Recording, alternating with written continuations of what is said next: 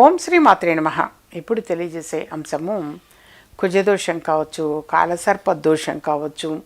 ఇలాంటి దోషాలు ఎటువంటి దోషాలకైనా సరే చక్కని పరిష్కార మార్గంగా సుబ్రహ్మణ్య షష్ఠి తిథి అనేటువంటిది మార్గశిర మాసంలో శుక్లపక్షంలో షష్ఠీ తిథి నాడు వస్తుంది.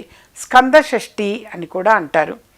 ఆ సుబ్రహ్మణ్య షష్ఠి నాడు తప్పనిసరిగా ఈ విధంగా గనక ఆచరించారు అనంటే ఎటువంటి దోషాలైనా సరే తొలగిపోతాయి. ప్రధానంగా కుజదోషంతో బాధపడేటువంటి వాళ్ళకి, అలాగే కాలసర్ప దోషంతో బాధపడేటువంటి వాళ్ళకి చక్కని పరిహారంగా మనము జాతక పరిశీలన అనేది చూస్తే, కుండలిని కనుక వేసుకొని చూస్తే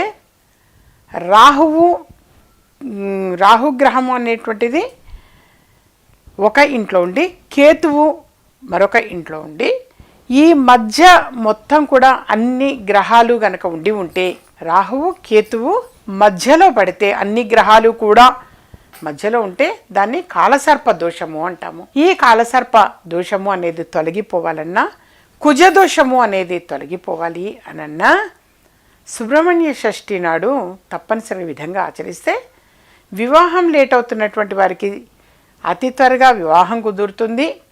సంతానం కలగడం లేట్ అవుతున్న వారికి త్వరగా సంతానం కలుగుతుంది. స్వగృహం కూడా ఏర్పాటు చేసుకునే అవకాశం ఎక్కువగా ఉంటుంది. అందుకని ఈ సుబ్రహ్మణ్య షష్ఠి తిథి నాడున మనం గమనిస్తే, మరి ఈ సుబ్రహ్మణ్య షష్ఠి తిథి రోజున చాలామంది కూడా ఇప్పుడు తమిళనాడు వైపు మనం గమనిస్తే కావడి అని చెప్పేసి మోస్తుంటారు. అంటే ఒక కావడిలో పంచదార, ఒక కావడిలో పాలు అలా కావచ్చు. అలా మరి ఆ కావడిని తీసుకొని వెళ్ళి సుబ్రహ్మణ్యేశ్వర స్వామి గుడిలో అక్కడ సమర్పిస్తుంటారు. నేను కూడా చాలా చోట్ల గమనించాను. తిరుత్తణి దగ్గర కావచ్చు, అలా కావడి అనేది తీసుకొని వెళుతుంటారు. అలా మరి ఈ సుబ్రహ్మణ్యేశ్వర స్వామి తిథి రోజున, అంటే ఈ స్కంద షష్ఠి నాడు కావచ్చు, ఆ రోజున తెల్లవారుజామున నుంచి అన్నమాట సుబ్రహ్మణ్యేశ్వర స్వామి దర్శనము అనేది చేసుకోవటము, స్వామివారికి ఇవన్నీ కూడా చక్కగా సమర్పించటము, పాలు పంచదార తప్పనిసరిగా సమర్పిస్తారు సుబ్రహ్మణ్యేశ్వర స్వామి వారికి. అయితే అన్ని దోషాలకి చక్కని పరిహారం నానా ఇది. ఈ ఒకటి ఆ ఒకటి దోషం అని కాదు, అన్ని దోషాలకి చక్కని పరిహారంగా ఈ రోజున స్వామివారి దర్శనము అనేది చేసుకుంటారు. వల్లీ దేవసేన సమేత సుబ్రహ్మణ్యేశ్వర స్వామి వారి దర్శనము అనేటువంటిది చాలా చాలా మంచిది ఈ రోజున చేసి. అలాగే కొద్దిమంది దీపారాధన అనేది కూడా చేస్తారు. ఎర్రని ఒత్తులు వేసి ఒక 6 ఒత్తులు అనేవి వేస్తారు, వేసి దీపారాధన చేస్తారు. మరి కొంతమంది 9 ఒత్తులు అయినా సరే వేసి, ఎర్రని ఒత్తులు శ్రేష్టం. ఈరోజు చేతిలో కొంచెం కుంకుమ వేసుకొని నూనె వేసి ఒత్తులు ఇలా అంటే ఎరుపు రంగు అవుతాయి. ఎర్ర దారంతో చేసిన దానికంటే ఈ ఎర్రని ఒత్తులు అనేది చాలా చాలా మంచిది. ఈ ఎర్రని ఒత్తులు అనేవి వేసి దీపారాధన అనేది చేయటం చాలా చాలా మంచిది.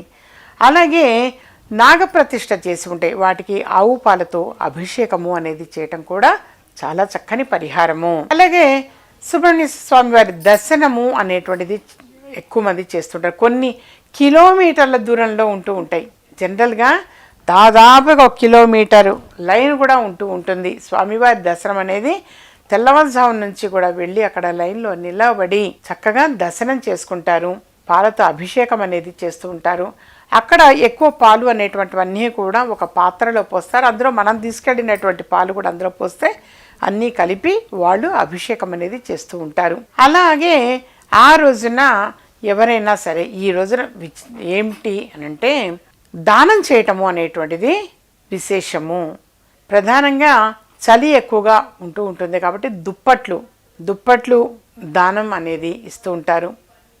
అలాగే కొంతమందికి పాలు అనేటువంటివి కూడా సప్లై చేస్తుంటారు, ఆహారం సప్లై చేస్తూ ఉంటారు ఈ రోజున విశేషంగా. ఈ విధంగా ఎవరి శక్తి కొద్దీ వాళ్ళు దానము అనేది కూడా చేస్తూ ఉంటారు నాన్న. ఆ విధంగా ఏంటంటే దండం అనేది కూడా పెట్టుకుంటారు. మళ్ళీ సుబ్రహ్మణ్య స్వామి ఆ షష్ఠి తిథి వచ్చేసరికల్లా మరి పిల్లలు కలగటం లేట్ అవుతుంది అన్నటువంటి వాడికి చక్కని సంతానం కలుగుతారు.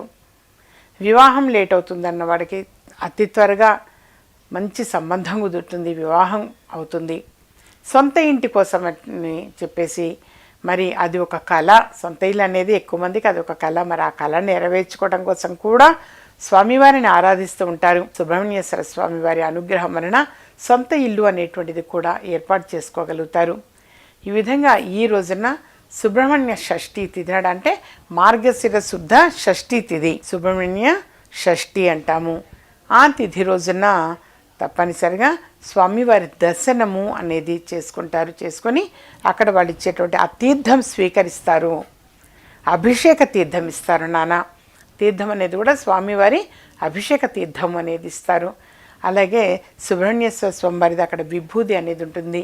ఆ విభూది అనేది కూడా ధరించటము, అలా ధరించటం చాలా చాలా మంచిది.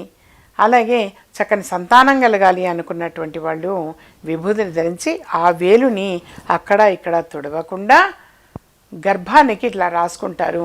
గర్భదోషాలు ఉంటే పోతాయి అని చెప్పేసి, తొలగుతాయి అని. అలాగే నేను ఎప్పుడు కూడా తెలియజేస్తూ ఉంటాను, పుట్టలో కూడా పాలు పోసిన తర్వాత ఆ పుట్టమ్మను ఇలా ధరించిన తర్వాత ఆ పుట్టమ్మను ఉన్నటువంటి ఆ వేలును కూడా పొట్టకి రాసుకుంటారు. రాస్తే గర్భదోషాలు ఉంటే తొలగుతాయి అని చెప్పి. ఇది చాలా మంచి పద్ధతి నాన్న.